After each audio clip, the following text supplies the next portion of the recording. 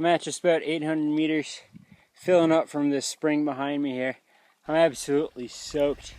I have been racing this damn cloud, and we're both going up towards the top of this ridge, and I think there's going to be more rain on the other side. But every time this cloud catches me, I just get drenched. And this is the furthest I've been able to see in at least 20 minutes.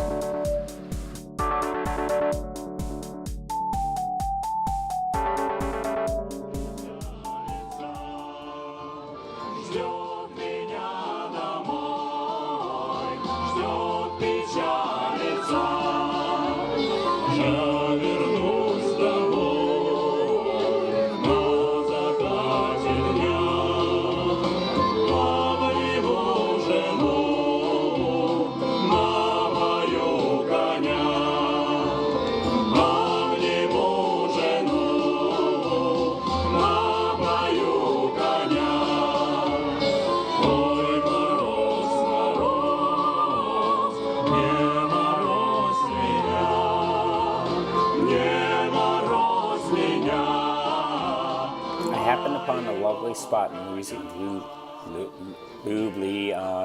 Ljubljana. Most of my time abroad is spent trying to remember how to say where I am. Hearing some sounds, I decided to investigate and found myself in the middle of a street parade with no understanding or comprehension of what was going on. I was loving it. Sure, on a Robin Hood level, moving hay bales, always exciting. But you know what's even more exciting? Whip men.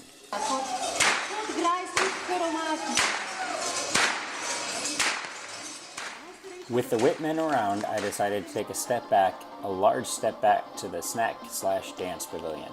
I enjoyed the dancing and thought it looked rather Celtic in nature.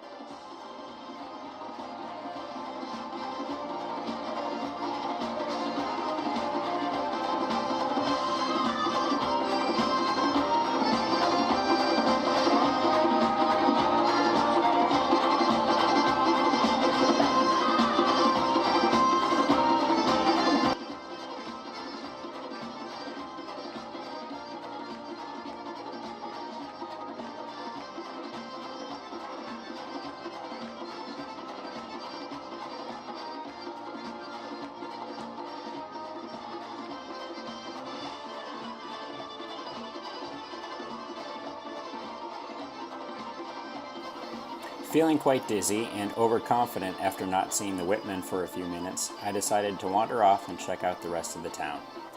Spying a castle on another hill, I decided to check it out. I'm here in Ljubljana, outside of the castle, and I don't think I've had a more pleasant capital city here in Europe than today. There's some festival going on to enter, similar to Mardi Gras, but it starts spring.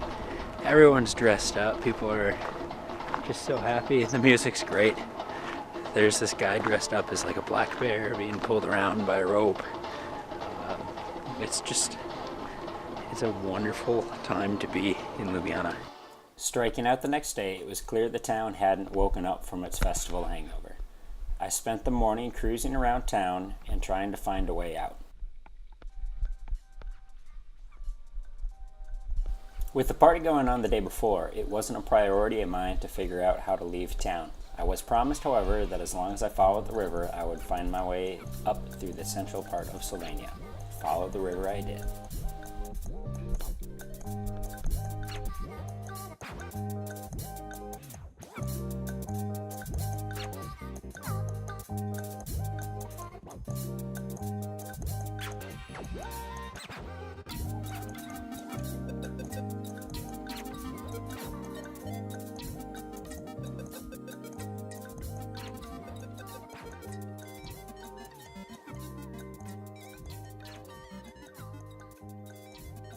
Hearing of yet another festival nearby, I hopped on my bike and headed to the Roman town of Ptuj, where it was the oldest town in Slovenia and home to one of the oldest festivals.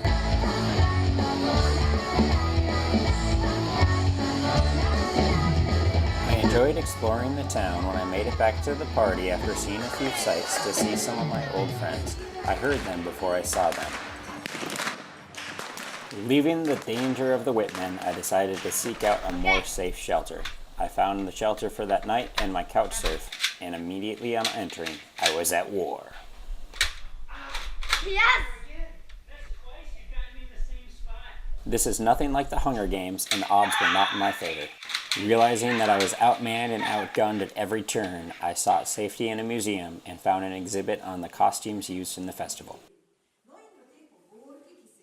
Thankfully, there was a school group at the same time, so I was able to eavesdrop, learn that my Slovenian was absolutely terrible, and read the English translations on the side, telling me that the Korant here, with the bells along his waist, are meant to scare away his prisoner, Winter. We have an ostrich, which actually is a cattle, representing fertility. We have two bears, which bring us back to the medieval traveling bear entertainment systems. We have a man riding a cattle, once again for fertility. Our traveling salesman. Behind them is Borek and Jorek in green and white respectively, representing spring followed by spring itself. I made it upstairs into the castle itself, where I was astonished by the walls and the fireplaces within. It's no wonder that this guy's resting. Look at his family tree. Leaving with an increased admiration of a royal family, I followed the sounds of bells with a Pavlovian instinct, and I made my way back to the festival and prepared to leave town. She said, baby, it's understood. Walking for Peter is all very fun. But I can show you a better time. Baby, you can drive my car. I didn't have a car to drive, however I did have a road to ride. I hopped on my bike and headed off towards Croatia. Thanks once again to Patrick R. Patterson for all the help along the way, and to Joshua Boss.